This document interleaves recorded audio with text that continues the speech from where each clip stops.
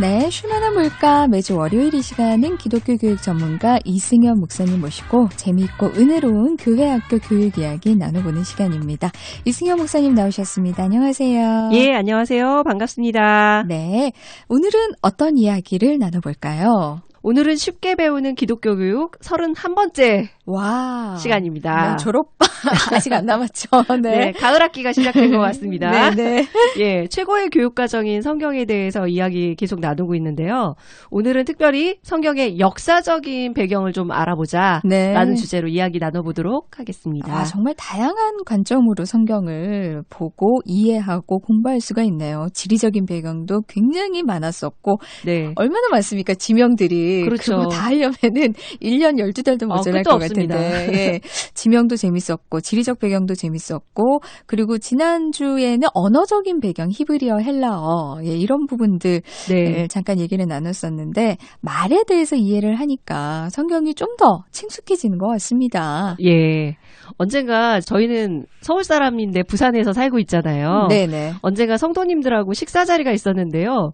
그중에 우연히 여러 명이 계셨는데 딱 2명만 경상도 분이신 거예요. 아, 신기하게. 네네. 그중에 한 분이 경상도 사투리 문제를 내주신 거예요. 네네. 근데 되게 어렵더라고요. 아, 어떤 거였을까요? 숫자 2랑 영어 2를 구별해서 발음하시는 건데요. 아, 이거 유명하죠. 굉장히 유명하다고 하는데 전 처음 들었어요. 네. 와, 히브리어, 헬라어보다 훨씬 더 어렵더라고요. 그렇죠. 네, 2의 2승, 2의 2승, 2의 2승, 2의 2승. 제가 읽으면은 똑같아요. 똑같네요. 그게 아닌데. 네. 예, 제가 한번 해볼까요? 네네. 예. 2의 2승, 2의 2승, 2의 2승, 2의 2승 이렇게 해야 구분이 가는데 이걸 사실은 조금 빨리 해야 그렇죠. 맛이 나는 거예요. 예. 근데 너무 힘들더라고요. 저는 불가능해요. 아직은 제가 난이도가 너무 높아서 안 되고요. 예. 꾸준히 연습하시면 될 수도 있습니다. 네. 그리고 또 이 경상도 사투리로 블루베리 스무디라는 단어를 하시는데 빵 터졌어요. 서울 분들은 성조가 없거든요. 그렇죠. 블루베리 스무디 거의 뭐 올라가고 내려가는 게 없죠. 그렇죠. 근데 이 딱 단 두 분이 계셨는데 두 분이 마치 유니송을 하듯이 블루베리 스무디를 하는데 완전히 그 음이 똑같은 거예요. 네. 전 따라도 못 하겠더라고요. 굉장히 다양하죠. 그러니까 서울 표준어로는 그냥 블루베리 스무디 별 차이가 없는데 아마 경상도식 성조로 하면은 블루베리 스무디 뭐 이렇게 약간 올라갔다 내려가는 게 좀 심하죠. 네. 악보도 있더라고요. 연습해야 돼요. 네. 연습해야 됩니다.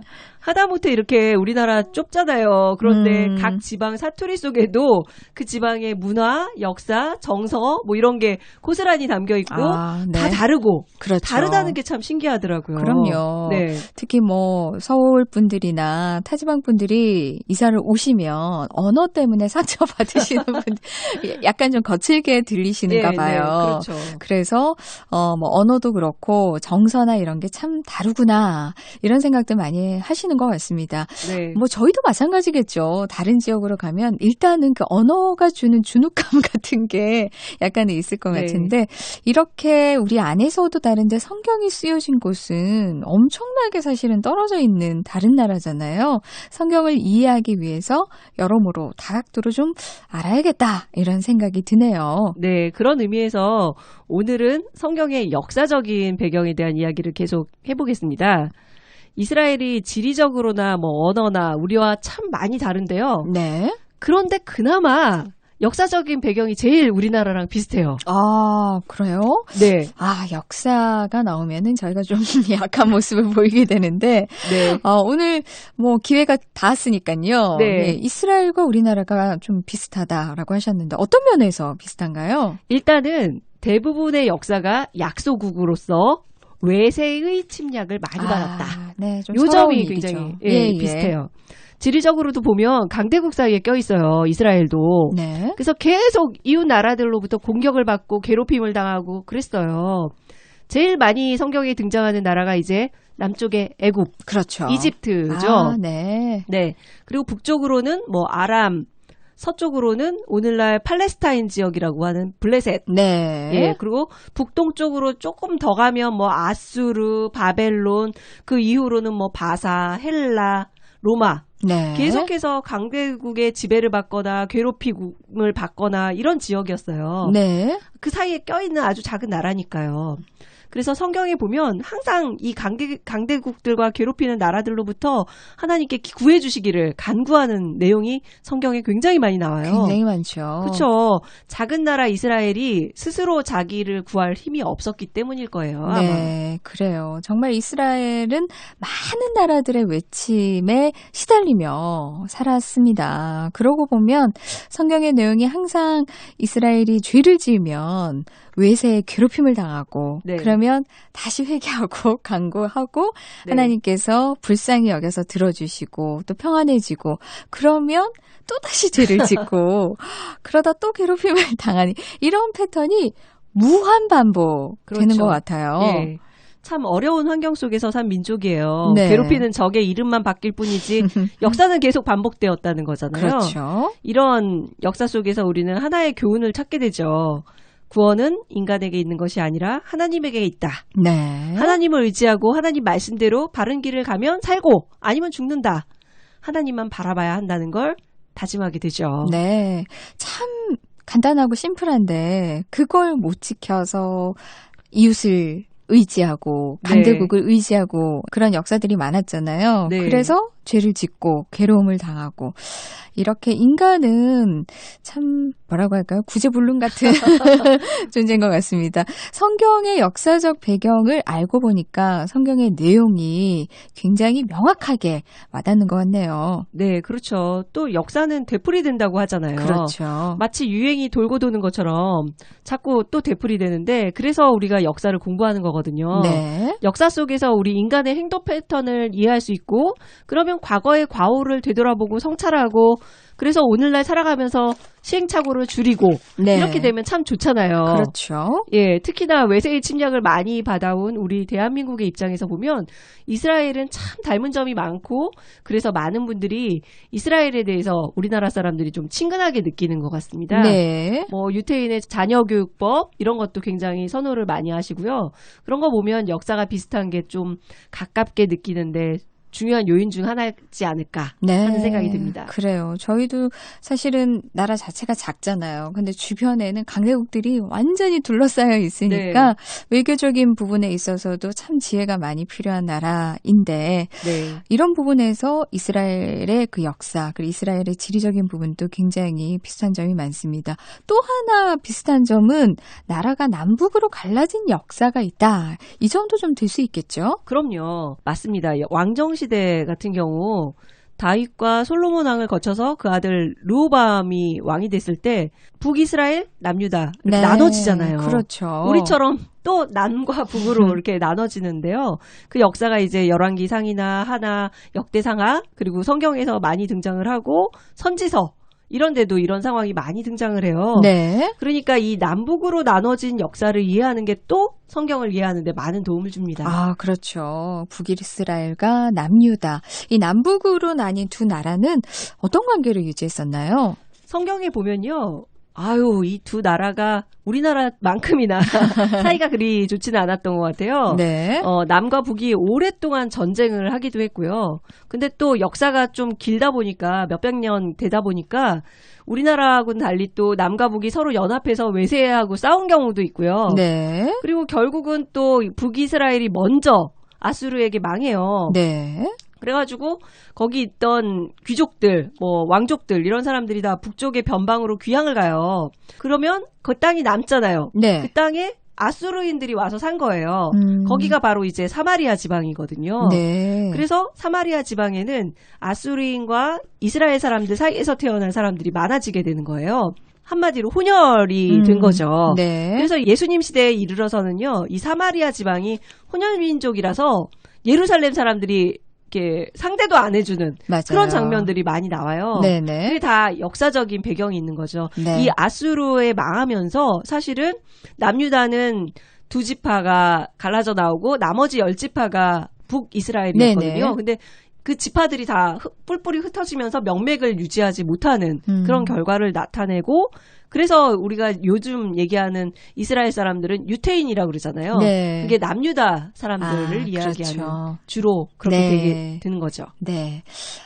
북이스라엘이 멸망하는 걸 보고 남유다 사람들은 한편으로는 쾌재를 부르면서도 또 한편으로는 불안한 마음도 들었을 것 같아요. 그렇죠. 북쪽에서 그래도 방패가 되어줬었는데 네. 어쨌든 망했으니까. 같은 나라에서 그렇죠. 약간은 좀 분란이 된 거긴 하지만 네. 이어서 오래지 않아서 남유다도 사실은 바벨론이라는 큰 나라에 망하고 맙니다. 그렇죠. 그래서 이제 많은 사람들이 또 바벨론의 포로로 또 끌려가요. 네. 이렇게 해서 가뜩이나 작은 나라가 아주 그냥 뿔뿔이 흩어지죠.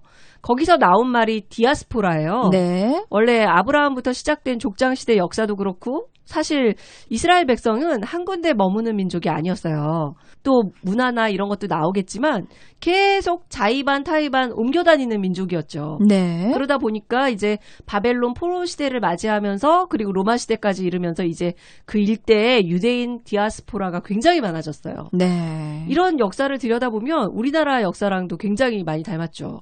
일제 강점기를 거쳐서 남북이 분단되고 그 이후 복음이 폭발적으로 전파되면서 선교사가 급증하고 그러면서 또 한인 디아스포라도 굉장히 많이 엄청나게 전 세계에 퍼져 있어요. 예, 그렇죠. 그래서 재외 동포가 한 750만 정도? 예, 그렇게 된다고 하더라고요. 그러면 인구 대비 해외에 이주한 국민이 가장 많은 민족이 유태인이고 비율로 그 다음이 우리라는 거예요. 네. 분포된 나라 숫자로는 우리가 제일 많대요.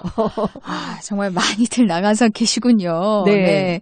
많이 닮아 있습니다. 이스라엘이랑. 네. 그러면 정서도 좀 많이 닮았을 것 같은데 역사적인 아픔이나 그런 것도 더 많이 와닿고요. 그렇죠.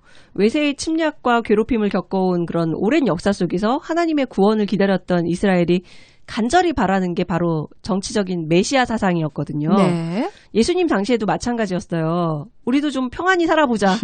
구원자 메시아를 통해서 나라를 좀 되찾자. 이런 마음이 굉장히 컸어요. 그렇겠죠. 예, 그때 하나님은 이스라엘 사람들이 바라는 방식이 아니라 하나님의 방식으로 평화를 주시잖아요. 네. 한 아기를 보내주셨어요.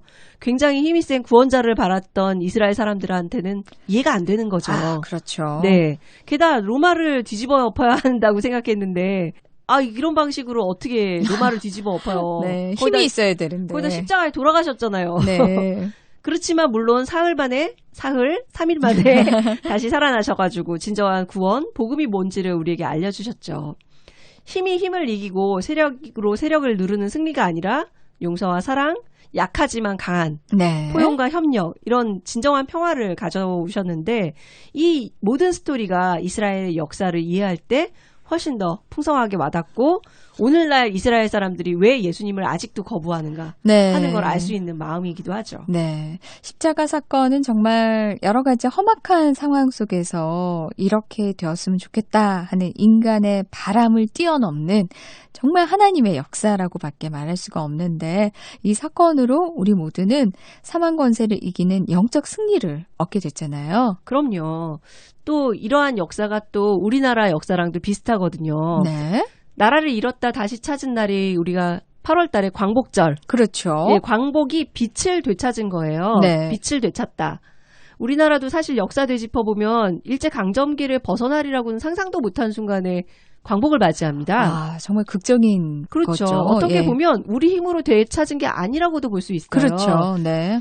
그때 당시에 일제시대 때 변절자가 그렇게 많았던 것도 사실 나라를 되찾을 거라고는 상상을 못했기 때문에 그 많은 변절자들이 생긴 것 같아요. 일종의 좀 포기 상태일 그렇죠. 수도 있고요. 계속 네. 이렇게 가겠구나 하는 포기죠. 그런 상황에서 갑자기 광복이 찾아온 거죠. 놀라운 일이. 저는 이런 역사를 신앙의 관점에서 재해석한다면 하나님의 놀라운 능력으로 모든 세계 정세와 역사가 합력하여 광복이라는 선을 이루었다. 네. 라는 생각이 들면서 이 역사 속에서 이스라엘 역사와 우리나라의 역사 비슷한 부분들이 굉장히 많이 이해가 되고 그런 것 같습니다. 네. 그래서 이렇게 좀 비교하면서 설명을 하면 훨씬 더 성경의 내용이 더 잘 다가오리라고 생각이 듭니다. 이스라엘의 역사를 알면 성경도 다시 보이고 우리의 역사도 다시 짚어보게 되네요. 자, 지금까지 기독교 교육 전문가 이승현 목사님과 함께 성경의 역사적인 배경, 성경의 역사 좀 오늘 살펴봤습니다. 고맙습니다. 예, 감사합니다.